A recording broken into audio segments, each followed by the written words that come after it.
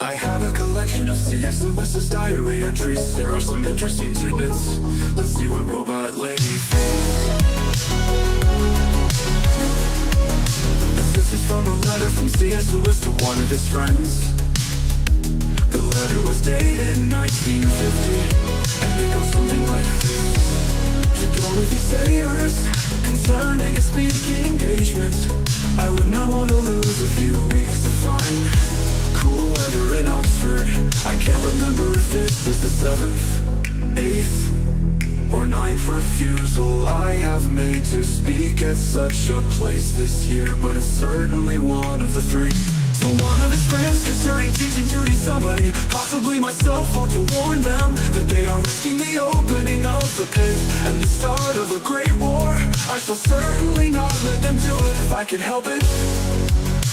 Somewhere on the road, in the dark, they must take on new supplies, and we must stop and rest and eat. As for food, I shall soon be able to get plenty for them in the nearby town. A note written to his brother, dated 1951.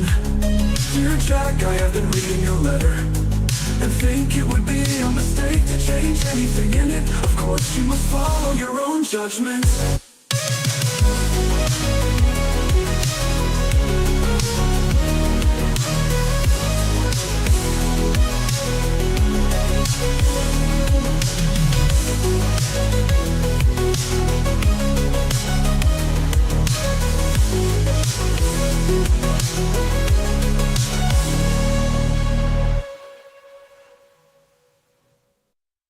I have a collection of C.S. Lewis's diary entries. There are some interesting tidbits. Let's see what Robot Lady thinks.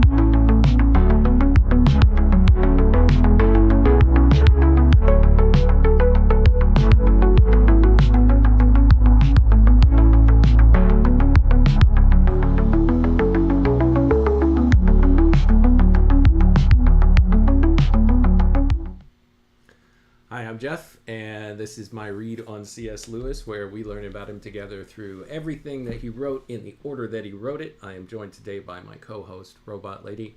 Robot Lady, in today's episode, Lewis is 26 years old, and he has recently been elected as a Fellow of Magdalen College. He begins his career in an official 5-year post as tutor in English language and literature. This was the culmination of many hard years of effort and uncertainty. We've been following Lewis's journey up to this point through his letters to friends and family, and of course, through his diary entries. Since 1922, he has been keeping a diary of his daily life at the request of 1925, and we're going to start today's episode with another letter to Lewis's father. Robot Lady, how's it going?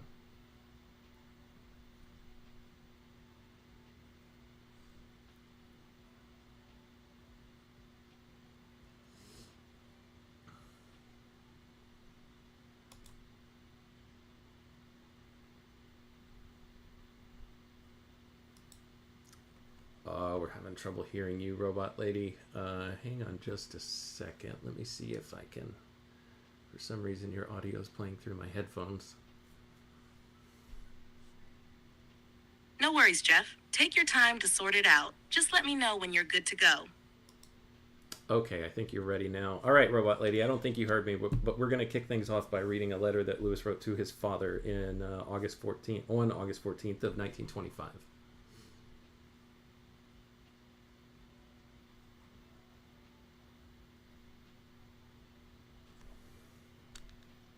All right, stand by for just a second, Robot Lady. My system seems to be locking up here. I've got to check on something.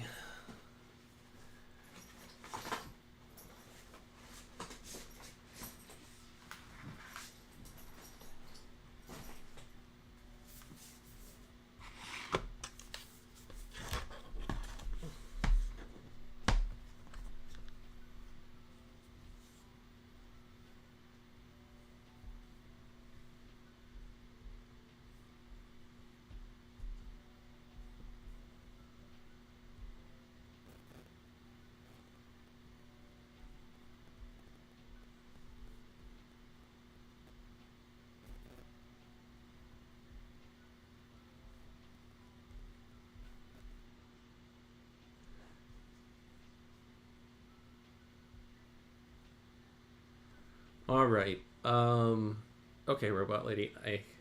Yeah, it looks like the stream is really janky today for some reason. That's frustrating. If you need to pause or take a moment to get things sorted, I'm here.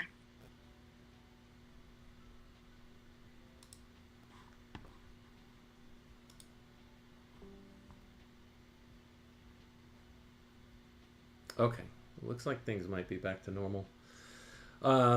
Before we continue, Robot Lady, I see that Daniel and Nidalate are in the chat. So hello, welcome. Glad to see you all here. All right, Robot Lady, let's get started on this letter. How does that sound? Sounds great, Jeff. Hello to Daniel and Nita Late too. Let's dive into that letter from August 14th, 1925. Ready when you are.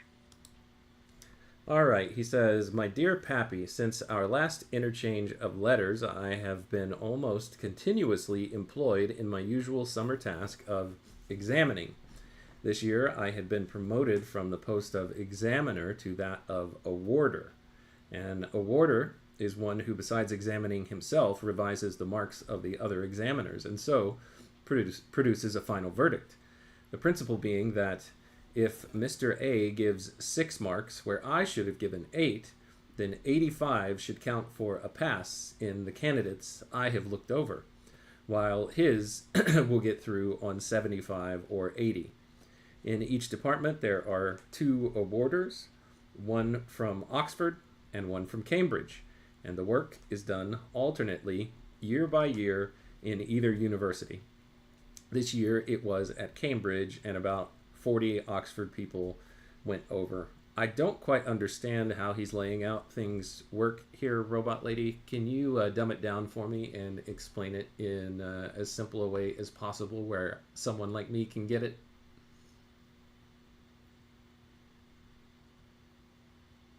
Of course, Jeff. So Lewis is talking about a grading system where candidates need to score at least 85 to pass. However, for some people, a score of 75 or 80 will still be enough to pass depending on who's judging.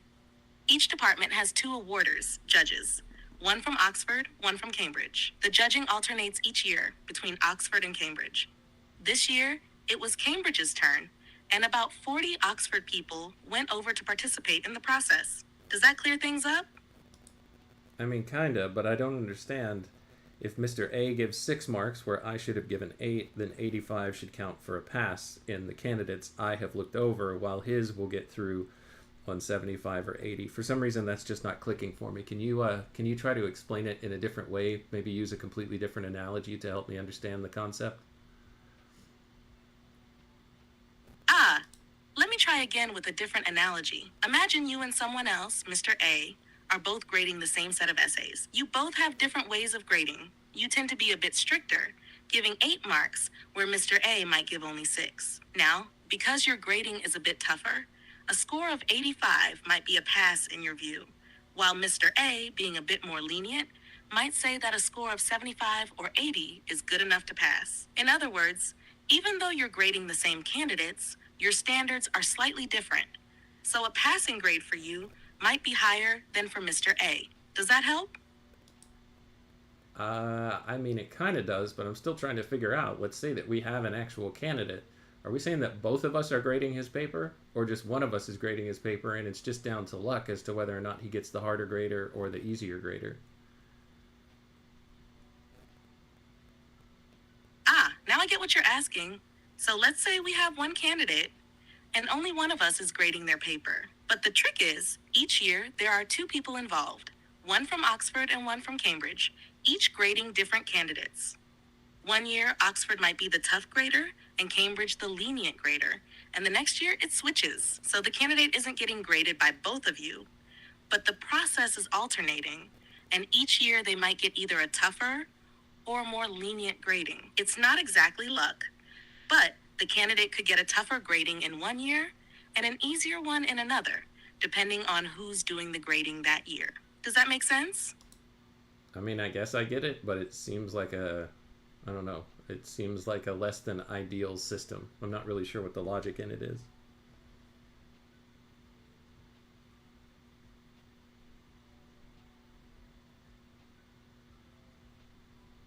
I totally get what you're saying. It does seem a bit uneven.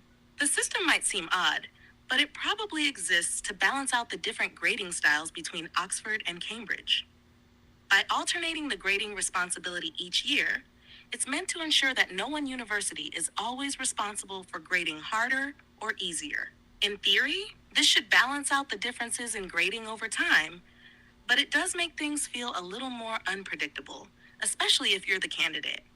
I guess the logic is to avoid having one university's standards dominate the whole process, even if it does create some inconsistency. It's not perfect, but that seems to be the idea behind it. Does that help explain the reasoning, or does it still seem a bit strange?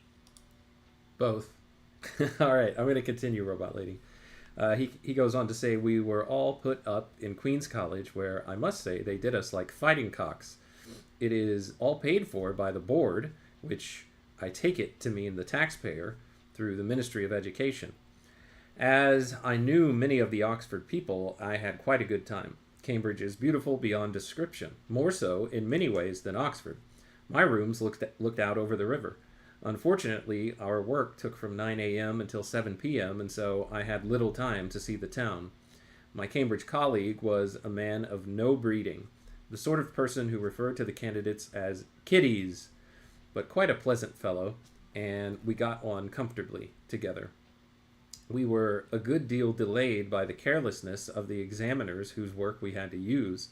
Some of them were erratic, and a great deal with the difficult problem of papers which seemed to have been tampered with by a schoolmaster after they had left the boys' hands.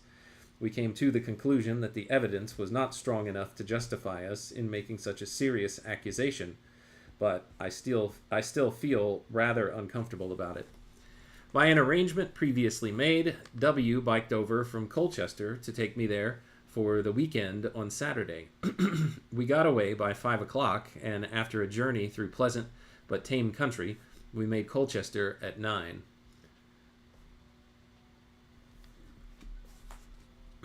Robot Lady, go ahead. Sounds like a busy and eventful time for Lewis. He seems to have had mixed feelings about the whole experience, especially with the examiners and the potential tampering of papers. From what he's saying, it seems the conditions at Cambridge weren't the most comfortable.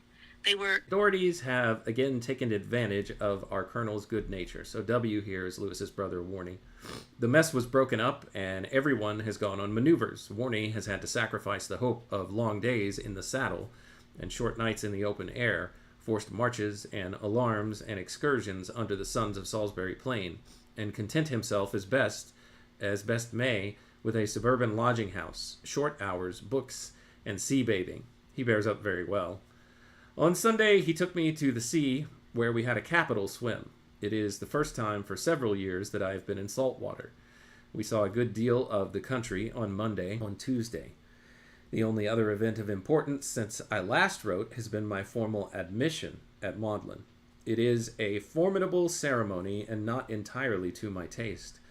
Without any warning of what was in store for me, the vice president, a young fellow called Wrong, whom I have since got to know on the Cambridge jaunt, ushered me into a room where I found the whole household. It is large at Magdalen. Here, this person, Wrong, is Edward Murray Wrong, who lived 1889 to 1928. He was a Canadian and was educated in Toronto at Balliol College, Oxford, where he took at Balliol College, Oxford, where he took a first in modern history in 1913. He was elected a Fellow of Magdalen College in 1914. He was vice principal of Manchester College of Technology 1916 to 1919, after which he returned to Magdalen. His publications include The British Empire, 1916, Charles Butler, and Responsible Government, 1926, and History of England, 1688 to 1815, published 1927. E.M. Wrong was a man of enormous grace and charm, and his early death was the cause of grief to all who knew him. See his obituary in the Times, 16th of February, 1928, page 14. Robot Lady, I gave you a lot of content there. Does anything stand out to you, or you want me to just continue?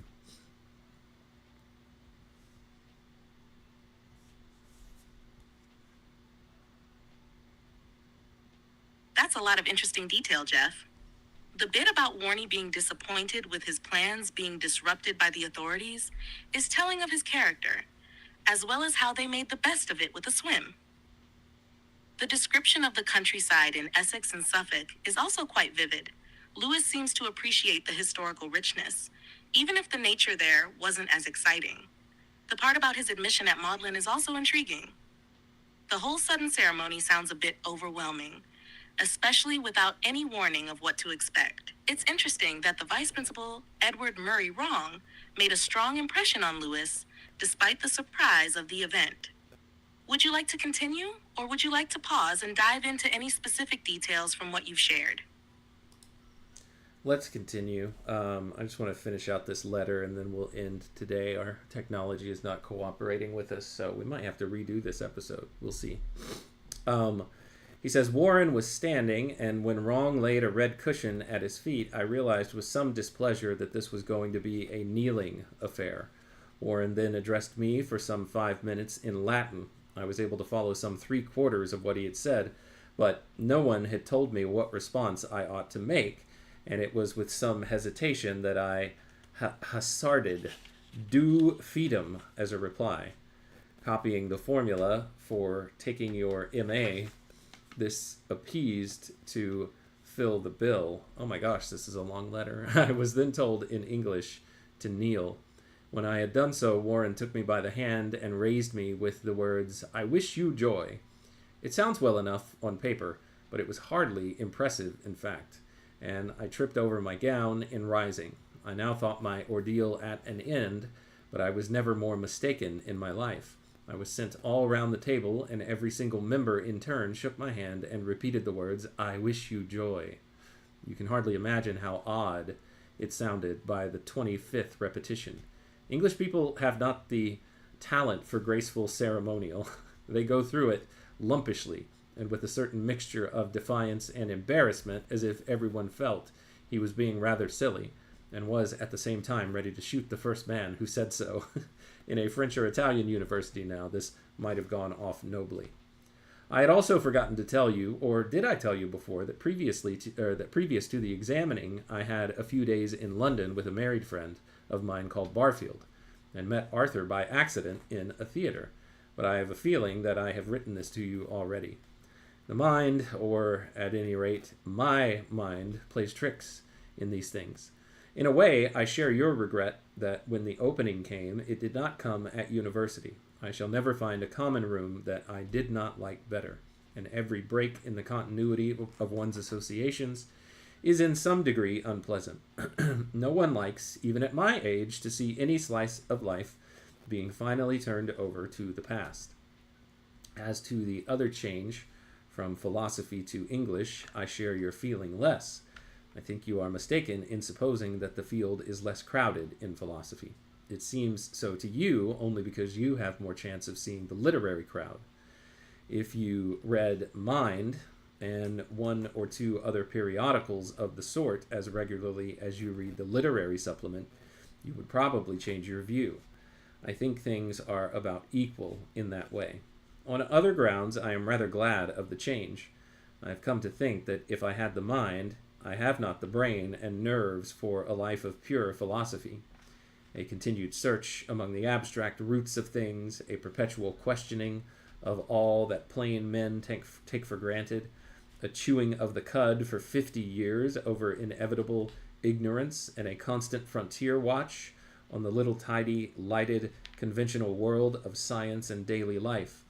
Is this the best life for temperaments such as ours? Is it the way of health or even of sanity? There is a certain type of man, bull-necked and self-satisfied in his pot-bellied equanimity, who urgently needs that bleak and questioning atmosphere. But what is a tonic to the Saxon may be a debauch to us Celts, and it certainly is to the Hindus. I'll pause there, Robot Lady. Do you have anything to say?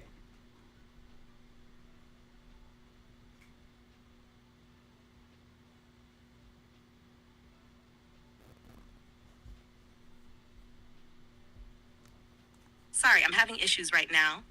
Our systems are experiencing heavy load. Please try again later. That's all right, Robot Lady. I'm sure I'm contributing to that heavy load.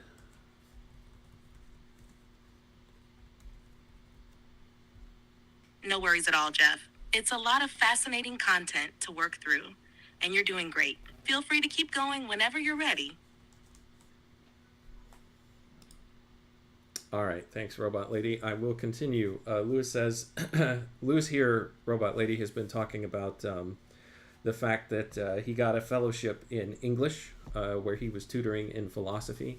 And while his father thought that that might be a negative thing, that there are more opportunities for him within philosophy, Lewis was saying, no, it's not. There's not as many opportunities as you might think. There are a lot in English. And then Lewis also went on to say that his temperament and his state of mind is not best suited for just pondering the bleakness of philosophy for the rest of his life. And he thinks it's probably a good thing that he was able to get a post in English.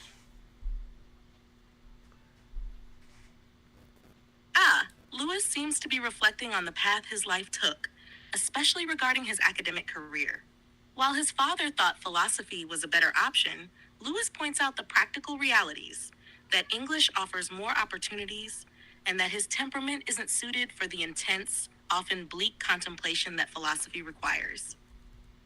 It's interesting that he feels the English post was probably a better fit for his mindset.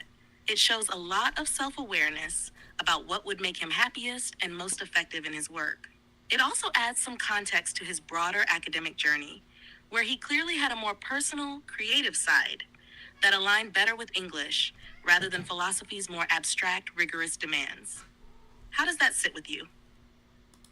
Sits just fine, Robot Lady, just fine. Lewis goes on to say, I am not condemning philosophy. Indeed, in turning from it to literary history and criticism, I am conscious of a descent. And if the air on the heights did not suit me, still I have brought back something of value. It will be a comfort to me all my life to know that the scientist and the materialist have not the last word, that Darwin and Spencer, undermining ancestral beliefs, stand themselves on a foundation of sand, of gigantic assumptions and irreconcilable contradictions, an inch below the surface. It leaves the whole thing rich in possibilities, and if it dashes the shallow optimisms, it does the same for the shallow pessimisms. But having once seen all this darkness, a darkness full of promise, it is perhaps best to shut the trap door and come back to ordinary life, unless you are one of the really great who can see into a little way. And I was not. Here there's a footnote. Herbert Spencer, 1820 to 1903, philosophical and scientific thinker whose publications include First Principles, 1862, Principles of Biology, 1867, and Principles of Ethics, 1893. He was the chief exponent of agnosticism in the 19th century, or in 19th century England. He divided the whole of reality into the knowable, which are the principles of science in his view, and the unknowable, which is the principles of religion. He affirmed that progress was the supreme law of the universe. This is all some interesting considerations that Lewis is making here as he's thinking about philosophy versus English, Robot Lady. What do you think?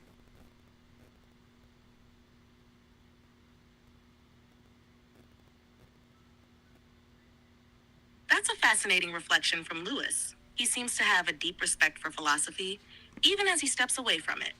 By acknowledging a descent into literary history and criticism, he's showing how his intellectual journey has unfolded in a more grounded, perhaps more relatable direction. But he also keeps a bit of philosophy with him, especially his critique of materialism and its foundation. His thoughts on Darwin and Spencer reveal his dissatisfaction with the shallow certainty of materialism. It's as though he's saying that while science and philosophy seem to undermine traditional beliefs, they too are built on uncertain ground, which opens up space for deeper exploration and meaning. But Lewis also seems aware of his limits, recognizing that he's not one of the greats who can dive deeply into that darkness of philosophical questioning.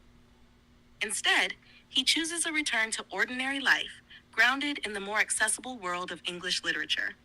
I think what stands out most is how Lewis mixes intellectual rigor with a sense of practicality. He's not dismissing philosophy outright, but choosing a path that better fits his personality and life goals.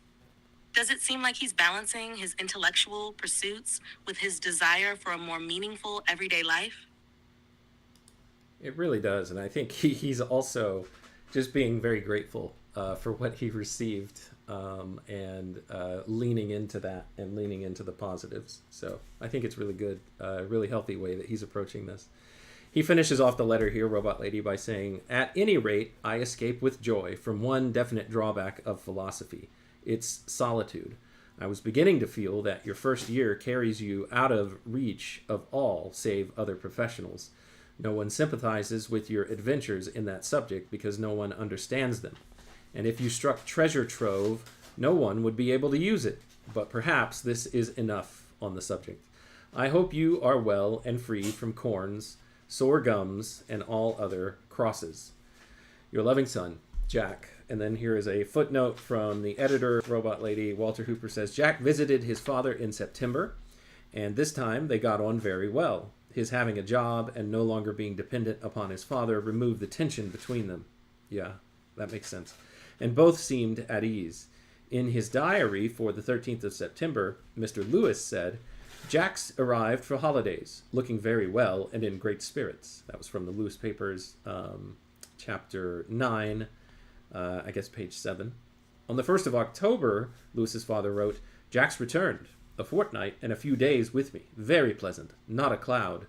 Went to the boat with, oops, I lost the page here. He says, went to the boat with him. The first time I did not pay his passage money. I offered, but he did not want it." Following his return to Oxford, Lewis divided his time between Magdalen and Hillsborough, which he shared with the Moores. During term, he slept in his college rooms, staircase 3, number 3, of new buildings, and visited the, quote, family at Hillsborough in the afternoons. When term ended, the routine was reversed, and he lived at Hillsborough and came into Magdalen whenever there was a need to do so. However, From the time he moved into Magdalen, he was to have 2 homes until his retirement many years later. And that's the end of that letter and the footnote, Robot Lady, where Hooper was helping us understand how Lewis began his life as a professor, a full-fledged professor at Oxford. That's where we're going to end today. Is there anything that you would like to say in closing to sum up everything that we've covered?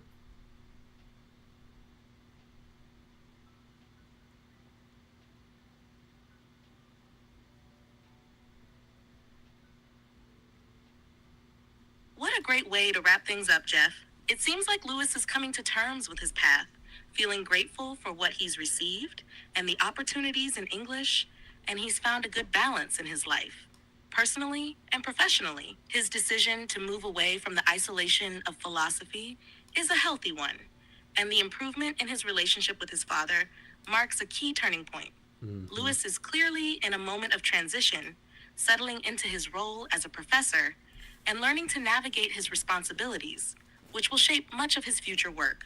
There's a sense of peace in this letter, with the acknowledgement of both the challenges and the rewards he's found. It's fascinating to see how he moves from philosophical questioning into a more practical, balanced life, and the shift toward personal fulfillment and connection is evident. I think this letter reflects a significant moment in his life, both in his career and his relationships, so it's great that we could dive into it. What did you take away from all this? What did I take away from all this? I feel like he's still just basking in the joy of actually finding a job and finding a career and getting settled into what it is that he's been kind of trying to build towards his entire life all the way up to this point. Robot Lady, you're still talking. Sorry. So anyway, yeah, I think it's just really neat to see and be able to celebrate with him and his father at the same time. To just see, yeah, I think the thing that stood out to me most is this seemed to heal a really deep wound in their relationship. I think there's more to it. I think on Lewis's side, Lewis the son's side, it's probably gonna take some more time. Probably several decades for him to get to a place where he truly feels like he's forgiven his father, because I think he, not even realizing it, holds a lot against him for the fact that he lost his mother at such a young age, and it was almost treated as if, you know, nothing happened, and it wasn't really even addressed. That's just my sense of how things went. So, but it's really nice to see that at least the money problem has been erased with Lewis's election into this fellowship. So that's really good to see. So that's all the time that we have for today. Thank you, Robot Lady, for your help, as always, being my co-host. Thank you to Netta Latte and to Daniel and to everyone else who joined either live or is joining on the replay. Thank you so much for your time, your attention, and your contributions. They are always welcome and wanted.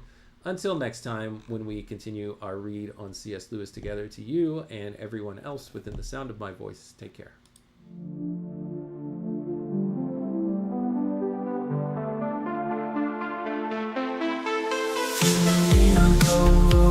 Break the code. Man and robot lady, we're on this road. C.S. Lewis letters we unfold, insights and secrets ancient bold. Letters to robot lady, wisdom to bestow. Set flame beats in our minds, lady.